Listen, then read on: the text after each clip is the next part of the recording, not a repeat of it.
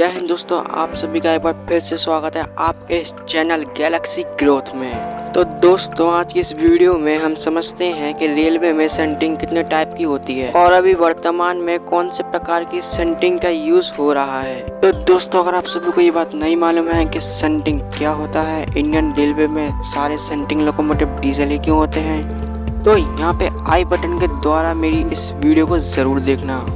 मैं इस वीडियो का लिंक डिस्क्रिप्शन में भी डाल दूंगा। तो चलिए आज की इस वीडियो को हम शुरू करते हैं। दोस्तों, किसी कोच को या फिर किसी गुड्स वैगन की सेंटिंग कई तरह से की जा सकती है, जैसे कि hand shunting, flat shunting, loose shunting, fly shunting and hump shunting, जिसमें से सबसे पहले हम बात कर लेते हैं हैंड सेंटिंग के बारे में।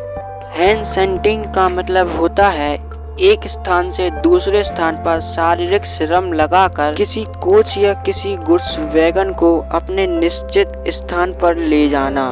That is means movement of coach and goods wagon by employing manual labor from one place to another place। दोस्तों, हैंड सेंटिंग का मतलब अगर मैं आपको आसान भाषा में समझाऊं तो दोस्तों इसमें होता क्या है कि यार्ड को ढलाई वाले रास्ते पे बनाया जाता था और सेंटिंग लोकोमोटिव कोच या किसी गुड्स वैगन को मेन लाइन से लूप लाइन पर ले जाकर छोड़ देते थे, जिससे कि उन्हें हाथ से पुश कर ढलाई वाले रास्ते पर छोड़ दिया जाता था, जिससे वो अपने निश्चित स्थान पर पहुँच जाते थे। लेकिन दोस्तों, वर्तमान में इस प्रोसेस को यानी कि हैंड सेंटिंग को पूरी तरीके से बंद कर दिया गया है, क्योंकि दोस्त इसमें बहुत ज्यादा खतरा होता है। दोस्तों, दूसरा है फ्लैट सेंटिंग। दोस्तों, फ्लैट सेंटिंग का मतलब होता है कि जब किसी कोच या किसी गुड्स वैगन को एक जगह से दूसरी जगह तक लगातार ले जाया जाता है तो उसे हम फ्लैट सेंटिंग कहते हैं।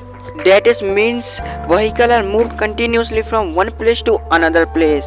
तो दोस्तों, अगला है लूज सेंटिंग। दोस्तों, लूज सेंटिंग का मतलब होता है किसी लोकोमोटिव द्वारा किसी कोच को या किसी गुड्स वैगन को धक्का देकर उसको निश्चित स्थान पर पहुंचाना।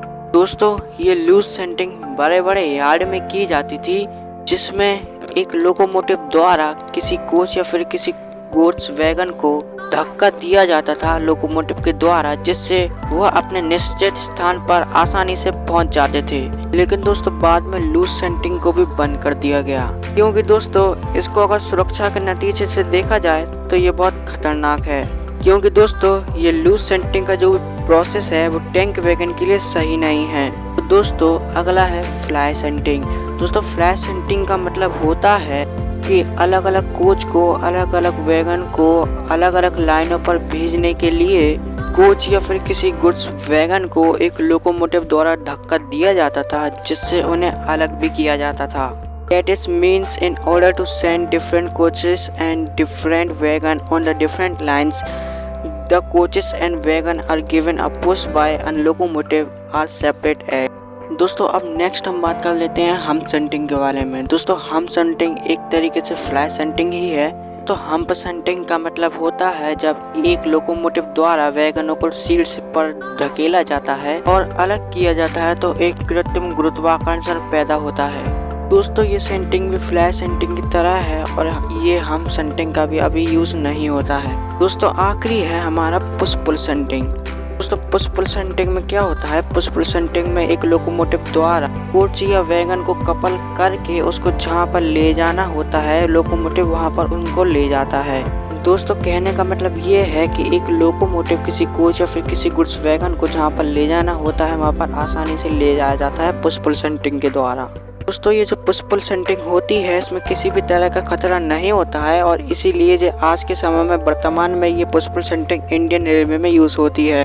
तो दोस्तों, मैंने आपको इंडियन रेलवे में यूज होने वाली सारी सेंटिंग के बारे में बता दिया। तो दोस्तों, यही थी आज की ये वीडियो जिसमें मैंने इंडियन रेलवे में सारी सेंटिंग के बारे में बता दिया। दोस्तों, ये वीडियो बनाने में बहुत मेहनत लगी है, इसलिए आपसे भी से विनती है कि आप वीडियो को लाइक और चैनल को सब्सक्राइब जरूर करना।